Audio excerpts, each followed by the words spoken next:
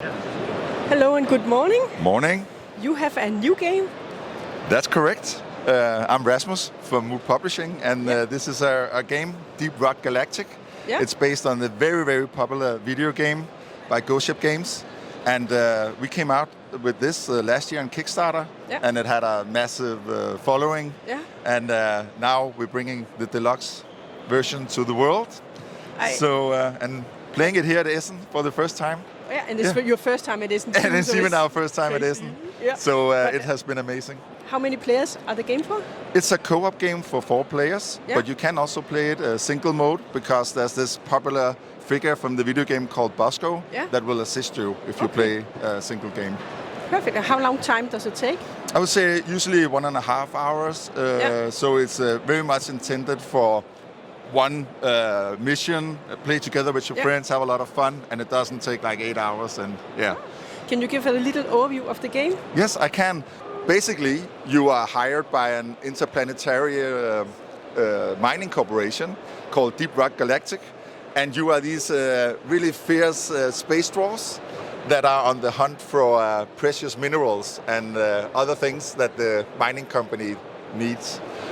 So, as you are some of the most fierce dwarfs in the universe, you are sent on these very, very hard missions because unfortunately, all these minerals you need are on a very hostile planet inhabited by all these dangerous Glyphids and creatures that you will encounter during the game.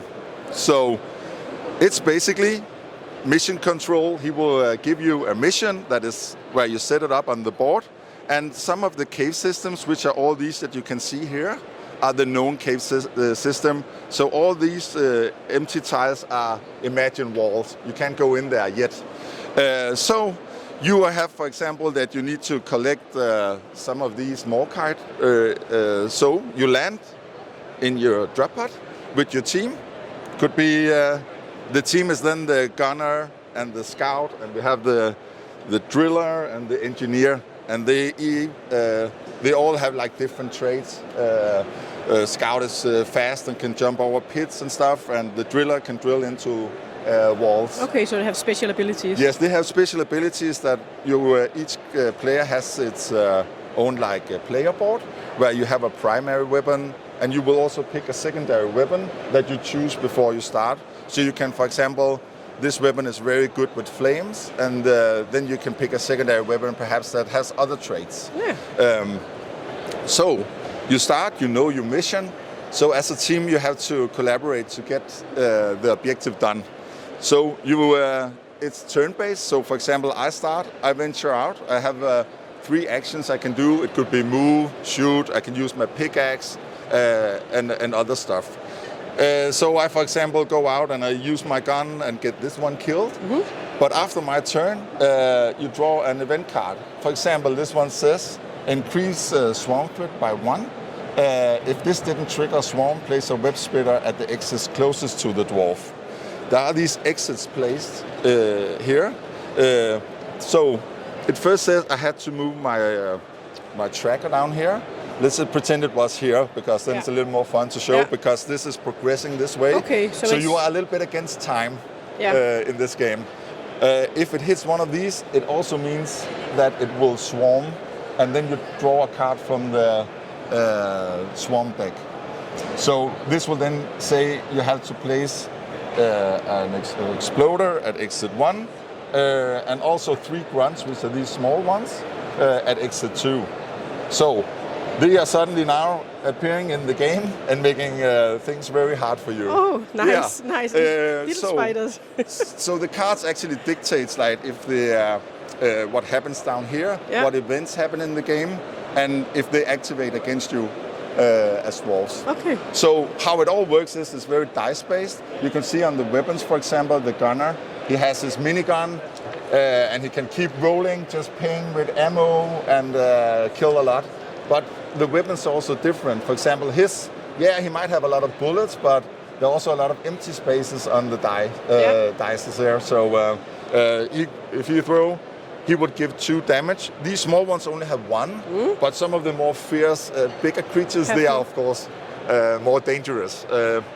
also some creatures have resistance against certain ammunition. So you have to consider as a team, it doesn't really make sense to use my flamethrower as one with a lot of resistance against flames. But you also run out of ammunition along the way. Okay. So it's we really have to pressing find you it and get some. as a team. Yeah. Yeah. So as it is also very cooperative, you start out with also these rock and stone cards. It's like a thematic from the video game. It's like rock and stone, and it's really cool. But these are intended to actually use for the team. For example, if there was a dwarf here that is lying down, you can help him up, and then the card is kind of used. Yeah. You can also, because you run out of ammunition, collect other minerals like nitra, and you can also pickaxe these. You need like a pickaxe to be able to destroy it, and perhaps there could be gold inside. It was in this occasion. Yeah. Then you also get a gold. Okay. And these you can use to trade to get more resupplies from this one that their station is out in space. They will send one so down, it will come down, and it will carry some extra resources that you can pick up. Okay. Or you can also even make your weapon. I had a secondary weapon. Yeah. Here, for example, if the scout has this one, on one side is the basic, and then if you pay a gold for it, it's overclocked, and now it has it's more powerful. It's even more powerful. And you can also find upgrades you can place here, so it's getting even more powerful during the game. Okay. Yeah. So that's basically the loop. Get in, do the mission, and not getting killed if you can. It sounds great, and as you explained it, it reminded a little bit about the Project Elite. Okay. A little. Yeah. I don't know, but there you have time pressure. 2 minutes time. I personally really like having time pressure. I don't know if it's also with having kids and stuff that you don't have forever anymore when meeting with your friends. Yeah. So knowing you can play a really good game in like 1.5 hours and you're under a really cool pressure and in it together. And it looks awesome. Yeah.